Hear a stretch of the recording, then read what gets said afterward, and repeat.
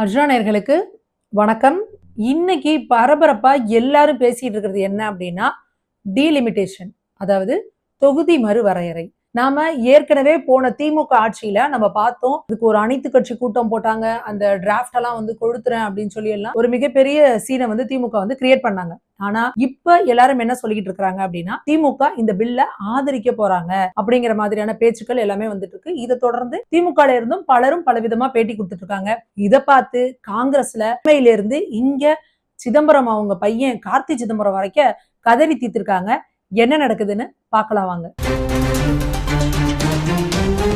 1951ல நமக்கு தொகுதி மறுவரையன்னு அந்த எம்பிக்கள் பிக்ஸ் பண்ணது அதோட இருந்தது. அதுக்கப்புறம் 25 வருஷம் கழிச்சு 1976ல டீலிமிட்டேஷன் பண்ணணும்னு சொன்னப்போ இந்திரா காந்தி அவர்கள் மக்கள் தொகை கணக்கெடுப்புல கொஞ்சம் நிறைய பிரச்சனைகள் இருக்கு, இதை இன்னும் 25 வருஷங்களுக்கு தள்ளி போடுறேன் அப்படின்ட்டாங்க. அதுக்கப்புறம் திரும்ப 2001ல என்ன பிரச்சனை வருது அப்படின்னா, 2001ல இங்க நம்மளோட தென் மாநிலங்கள் எல்லாருமே மக்கள் தொகையில இந்த குடும்ப கட்டுப்பாடு அப்படிங்கிற கான்செப்டை ரொம்ப கரெக்டா ஃபாலோ பண்ணி நாம எல்லாரும் மக்கள் தொகையை ஒரு கரெக்டான ஒரு கட்டுப்பாட்டுல வச்சிருக்கோம். ஆனா நார்த்ல இருக்கிற வட மாநிலங்கள்ல எல்லாம் எல்லாரும் மக்கள் தொகையை ஃபாலோ பண்ணல, அவங்களோட பாப்புலேஷன் ரொம்ப அதிகமா இருக்கு.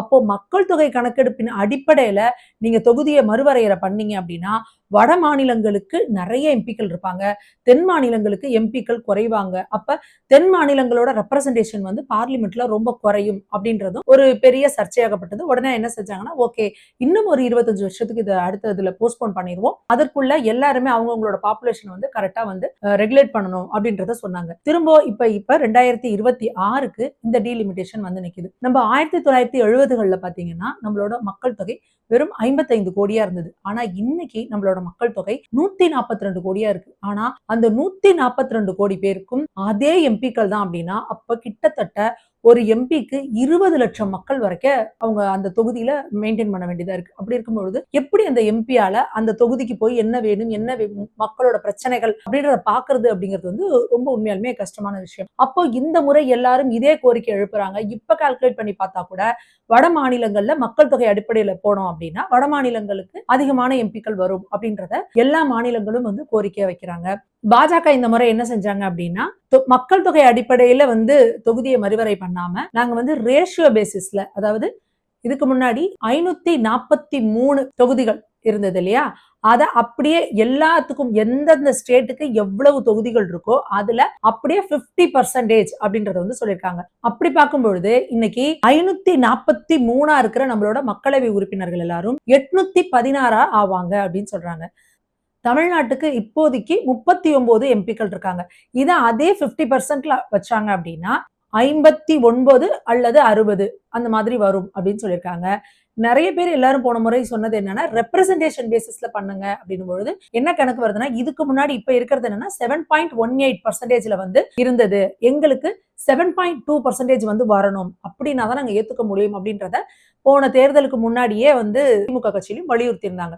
சோ இவங்க சொல்ற இந்த 50% நம்ம போட்டு பார்த்தோம் அப்படின்னா அப்ப தமிழகத்துக்கு 7.23% ரெப்ரசன்டேஷன் வருது. அப்படி பார்க்கும்பொழுது நமக்கு தமிழகத்துக்கு இவ்வளவு பாப்புலேஷனுக்கு நம்ம வெறும் 39 எம்பிக்கள் இருந்தது மாறி இனி 59 அல்லது 60 எம்பிக்கள் இருப்பாங்க அப்படிங்கிறது உண்மையாலுமே ஒரு நல்ல விஷயம். அப்போ அந்த எம்பிக்கள் அந்தந்த தொகுதியில கூடுதல் கவனத்தை செலுத்த முடியும். அது மட்டும் இல்லாம நாடாளுமன்றத்துல இதுவரை 39 எம்பிக்கள் நம்மளோட பிரச்சனைகளுக்காக குரல் கொடுத்தது போக இனி 59 அல்லது 60 எம்பிக்கள், அப்போ நம்மளோட பிரச்சனைகளை பார்லிமெண்ட்ல நம்ம வலுவா எடுத்து வைக்க முடியும். அது மட்டும் இல்லாமல் நிறைய விவாதங்கள்ல நம்ம பங்கேற்க முடியும், விவாத நேரங்கள் அதிகமாகும், மத்திய அரசோட நிலைக்குழுவுல நமக்கு நிறைய கான்ட்ரிபியூஷன் கிடைக்கும். அடுத்ததா நமக்கு எம்பிக்களோட எண்ணிக்கை அதிகமாகும் பொழுது நம்மளோட தமிழகத்துக்கான திட்டங்களுக்கும் நம்ம அவங்கள வலியுறுத்தி நம்ம கிட்ட கேட்டு வாங்கிட்டு வரலாம். இப்படி எல்லா வகையிலையும் நமக்கு சாதகமா தானே இருக்கு. ஆனா எதற்காக டீலிமிட்டேஷன் இப்படி ஒரு பூதம் போல எல்லாரும் கற்பனை பண்றாங்க? எதுக்கு எல்லாரும் இப்ப என்ன சொல்றாங்க, காங்கிரஸ் இப்ப என்ன சொல்லுது, இந்திய கூட்டணியில் இருக்கிறவங்க என்ன சொல்றாங்க அப்படின்னா, திரும்பவும் இதே பழைய பஞ்சாங்கத்தையே பாடிக்கிட்டு இல்ல வட மாநிலங்கள்ல கூட போயிடும் தொகுதி சீட்டு, எம்பிக்கள் எல்லாம் அதிகமா போயிடுவாங்க, தென் மாநிலங்களோட தொகுதிகள்லாம் குறைஞ்சு போயிடும் அப்படின்னு சொல்லி ஒரு பொய்யான பிம்பத்தை சொல்லி பொய் சொல்லி பதட்டத்துல இருக்கு காங்கிரஸ். ஏன்னா இந்த முறை இந்த தொகுதி மறுவரையறையோட சேர்த்து பெண்களுக்கான 33% இடஒதுக்கீடையும் பாஜக கொண்டு வர திட்டமிட்டு இருக்காங்க. ஏன்னா இப்ப இருக்கிறதே 543 தொகுதிகள் அப்படிங்கும் பொழுது அப்போ அந்த 543ல 33% இடஒதுக்கீடு பெண்களுக்கு கொடுக்கணும். ஆனா இப்போ நம்ம தொகுதி மறுவரையறின் கீழே கிட்டத்தட்ட 816ல இருந்து 819 எம்பிக்கள் வராங்க அப்படின்னா, அதுல நம்ம வந்து 33% பொழுது கிட்டத்தட்ட ஒரு 270 வந்து நமக்கு பெண்களுக்கான பிரதிநிதித்துவம் அங்க அதிகமாகும். சோ அப்போ அந்த 33% இடஒதுக்கீடும் அந்த மசோதாவும் சேர்த்து தான் நிறைவேற்ற போறாங்க அப்படிங்கும் பொழுது பெண்கள் மத்தியில இது ஒரு மிகப்பெரிய வரவேற்பை வந்து பெற்றிருக்கு. ஆனா காங்கிரஸை பொறுத்த வரைக்கும் என்ன அப்படின்னா, கண்ணை மூடிட்டு பிஜேபி எதை செஞ்சாலும் எதிர்க்கணும் அப்படிங்கறதுல இருக்கிறாங்க. அதை விட இன்னைக்கு தமிழ்நாட்டுல இருக்கிற நிலைமை அவங்களுக்கு இன்னும் பதட்டத்தை கொடுக்குது. ஏன்னா இங்க திமுக கூட தேர்தலை நின்று சந்திச்சு திமுகவோட தொண்டர்களோட தயவால, திமுகவின் தயவினால ஓட்டு வாங்கி ஜெயிச்சுட்டு அதுக்கு ஒரு குறைந்தபட்ச தார்மீக கடமையோட ஒரு நன்றி கூட சொல்லாம இவங்க எல்லாரும் அப்படியே கிளம்பி தாவேக்காக்கு போனாங்க. எந்த அளவுக்கு திமுகவை இழிவுபடுத்தினாங்க. இன்னைக்கு கூட மாணிக்கம் தாகூர் சொல்லியிருக்கிறாரு, திமுக தெருவுல நின்னுச்சு, நாங்க தான் கை கொடுத்தோம் அப்படின்லாம் பேசியிருக்காங்க. இப்படி தொடர்ந்து எல்லாம் பேசிட்டு இருக்காங்க. ஆனா கார்த்தி சிதம்பரம் கம்ப்ளீட்டா வேற ஒண்ணு சொல்லியிருக்காங்க. என்ன சொல்லியிருக்காரு அப்படின்னா, பாஜக வந்து திமுக கிட்ட வந்து அணுகியிருக்காங்க, இவங்க 2 பேரும் இது பண்ணாங்க அப்படின்னா திமுக இன்னும் ஒரு படு மோசமான தோல்வியை சந்திக்கும். அதனால திமுக வந்து பாஜக சொல்றதை கேட்க கூடாது, பாஜகவுக்கு இந்த முறை வந்து அவங்க ஒத்துழைப்பு தரக்கூடாது, இந்த மசோதாவை எதிர்த்து வாக்களிக்கணும் அப்படின்னு சொல்லி ப. சிதம்பரம் பையன் கார்த்தி சிதம்பரம் அவர் ஒண்ணு பேசியிருக்காரு. இது மட்டும் இல்லாம காங்கிரஸின் மூத்த தலைவரான ஜெய்ராம் ரமேஷ் என்ன சொல்லியிருக்காரு அப்படின்னா, எப்படி இண்டி கூட்டணியில அந்தந்த மாநிலங்கள்ல வேற வேற கருத்து வேறுபாடுகள் இருந்தாலும் தேசிய அளவுல பார்லிமெண்ட்ல வரும்பொழுது அவங்க எல்லாரும் ஒருங்கிணைணும்னு சொல்லி ஒரு காமெடியை சொல்லிட்டு போயிருக்கிறாரு. எது எப்படி இருந்தாலும் திமுகவினர் எந்த டிவி டிபேட் எதுனா இருந்தாலும் சரி காங்கிரஸ கொத்து பரோட்டா போட்டுட்டு இருக்காங்க. அப்படி இருக்கும் பொழுது எப்படி இவங்க வந்து காங்கிரஸ்க்கு வந்து சாதகமா வந்து போடுவாங்க அப்படின்றத நினைக்கிறாங்கன்றது தெரியல. இன்னைக்கும் கூட பிரஸ் மீட்ல வந்து திருச்சி சிவா அவர்களும் டி.ஆர். பாலு அவர்களும் என்ன சொல்லியிருக்காங்க அப்படின்னா, நாங்க சில கோரிக்கைகளை வச்சிருந்தோம், எங்களுக்கு தமிழ்நாட்டுல எம்பிக்கள் குறையக்கூடாது, அந்த 7.2 ரெப்ரசன்டேஷன் இருந்துச்சு அப்படின்னா நாங்க அதை பத்தி யோசிப்போம், நாங்க வந்து அதுக்கு எதிர்ப்பு தெரிவிப்போமா என்னன்றதை நாங்க வந்து டிராஃப்ட் வரட்டும், அதுக்கப்புறம் நாங்க சொல்லுவோம் அப்படின்றாங்க.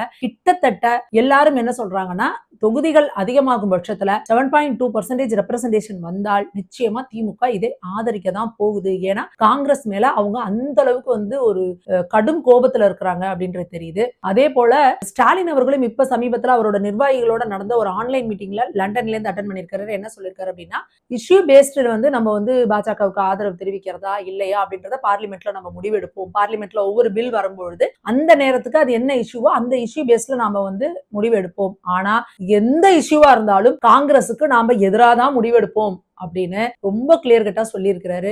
இதுல இருந்து என்ன தெரியுது அப்படின்னா, காங்கிரஸ் எந்த அளவுக்கு அவங்க வந்து எதிர்க்கிறாங்க, கோபத்துல இருக்கிறாங்க அப்படின்றது நல்லா தெரியுது. அடுத்ததா நாம இப்போ நம்மளோட பார்லிமெண்ட்ல இந்த மசோதா வந்து பாஸ் ஆகணும் அப்படின்னா நமக்கு வந்து மொத்த எம்பிக்களோட எண்ணிக்கை வந்து 540. அதுல 360 வந்து பெரும்பான்மைக்கு தேவை. 360 பேர் வந்து வாக்களிச்சாங்க அப்படின்னா இந்த மசோதா வந்து பாஸ் ஆயிடும். அதுல ஒருவேளை திமுக எம்பிக்கள் நாங்க ஆதரவா இருக்கோம் இல்ல எதிரா இருக்கோம்னு சொல்லாம ஜஸ்ட் வெளிநடப்பு செஞ்சுட்டாங்க அப்படின்னாலே அப்ப வந்து நமக்கு வந்து 518. ஏன்னா இந்த மசோதா வந்து எப்படின்னா, அந்த மசோதாவை தாக்கல் செய்யும் பொழுது பார்லிமெண்ட்ல எத்தனை பேர் பிரசன்ட் ஆயிருக்காங்களோ அதுதான் கணக்கு. அப்ப அந்த 22 பேர் வெளிநடப்பு செஞ்சுட்டாங்கன்னா 518 பேர். அப்ப அந்த 518 எம்பிக்கள்ல 345 பேர் வாக்களிச்சாலே அந்த மசோதா வந்து பாஸ் ஆயிடும். ஏற்கனவே இப்ப உத்தேசமா பாஜக கிட்ட ஒரு 341 வருது கூட்டம் இது பண்ணா. இது இல்லாம சமாஜ்வாதி கட்சி என்ன சொல்லிருக்காங்க அப்படின்னா, நாங்க முதல்ல டிராஃப்ட படிச்சு பாக்குறோம், டிராஃப்ட்ல ஓகே அப்படின்னா அதுக்கப்புறம் நாங்க முடிவெடுப்போம் அப்படின்னு சொல்லிருக்காங்க. அப்போ எந்த வகையில பார்த்தாலும் இந்த மசோதா எளிமையா பாஸ் ஆயிடும் அப்படின்றதான் பலரோட கருத்தா இருக்கு. எது எப்படி இருந்தாலும் இங்க இவங்களோட அரசியல் காரணத்துக்காக சாமானிய மக்களோட வாழ்க்கை பாதிக்கப்படக்கூடாது. எம்பிக்களோட தொகுதிகளை அதிகமாக்குறதுங்கிறது இப்போ காலத்தின் கட்டாயம். காங்கிரஸ் இந்தி கூட்டணியில இருக்கவங்க சொல்ற மாதிரி இன்னும் 25 வருஷத்துக்கு இதை தள்ளி போட்டா அது நம்ம மக்களுக்கு இழைக்கப்படுற மிக பெரும் துரோகம் அப்படிங்கறத நம்ம புரிஞ்சுக்கணும். நீங்க யோசிச்சு பாருங்க, 142 கோடி மக்களுக்கு இருந்த அதே எம்பிக்களையும் 55 கோடிக்கு இருந்த அதே எம்பிக்களும் ஒண்ணு அப்படின்னா அது எப்படிங்க சமாளிக்க முடியும்? நீங்க யோசிச்சு பாருங்க. அப்புறம் எம்பிக்கள் வந்து எங்க தொகுதிக்கு வந்து பாக்குறதே இல்ல, எதுவும் செய்யறதே இல்ல என்ற போல கோரிக்கைகள் நம்ம வச்சுக்கிட்டே தான் இருக்கிறோம். நம்மளோட கோரிக்கைகளும் குறைகளையும் நம்ம சொல்லிக்கிட்டே இருக்க வேண்டியதுதான். அதை செய்யறதுக்கான சாத்தியமே இல்லைங்கிற மாதிரி ஆயிரும். அப்போ இத இப்ப செஞ்சே ஆக வேண்டிய கட்டாயத்துல நாம இருக்கோம். ஏன்னா 50 வருஷங்கள் ஆயிடுச்சு. 50 வருஷமா நாம இன்னும் தொகுதியை மறுவரையறை செய்யவே இல்லை. அப்போ நிச்சயமா இந்த முறை தொகுதியை மறுவரையறை செய்து நம்ம தமிழகத்துக்கு அதிக எம்பிக்களை பெறணும். இது மட்டும் இல்லாம தமிழகம் இல்ல தென் மாநிலங்கள்லயும் வந்து முழுக்க வந்து இதுக்கான பர்சன்டேஜ் ஏறதான் போகுது. ஏன்னா எல்லாருக்கும் என்ன எம்பிக்கள் இருக்காங்களோ அது அப்படியே 50% அதிகமாக போகுது. அப்படிங்கும்போது எல்லாருக்குமே வந்து அவங்கவுங்களுக்கான எம்பிக்கள் அதிகமாவாங்க. அப்ப நிச்சயமா இது மக்களுக்கு நலம் தரக்கூடிய ஒரு மசோதா. அது மட்டுமல்ல, பெண்களுக்கு பார்லிமெண்ட்ல 33% இடஒதுக்கீடையும் கொடுக்க போற மசோதாவையும் இதுல சேர்ந்தே நிறைவேற்ற போறாங்க. அப்படிங்கும்போது பெண்களோட குரல் ஓங்கி ஒலிக்க போகுது பார்லிமெண்ட்ல அப்படிங்கிற ஒரு சந்தோஷமான செய்தியும் இதுல கூட இணைந்திருக்கு. இதுல தேவையில்லாமல் அரசியல் செய்யாமல் மக்கள் நலனை யோசிச்சு எல்லாரும் இதுக்கு ஆதரவு தெரிவிக்கணும் அப்படிங்கிறது தான் நம்மளோட கோரிக்கையா இருக்கு. மக்களே, இதை பத்தி உங்களோட கருத்து என்ன அப்படிங்கிறத கமெண்ட்ஸ்ல தெரிவிங்க. இது உங்க நண்பர்களுக்கு பகிருங்கள். சப்ஸ்கிரைப் செய்யாம பார்த்துட்டு இருக்கவங்க தயவு செஞ்சு சப்ஸ்கிரைப் பண்ணுங்க. நன்றி, வணக்கம்.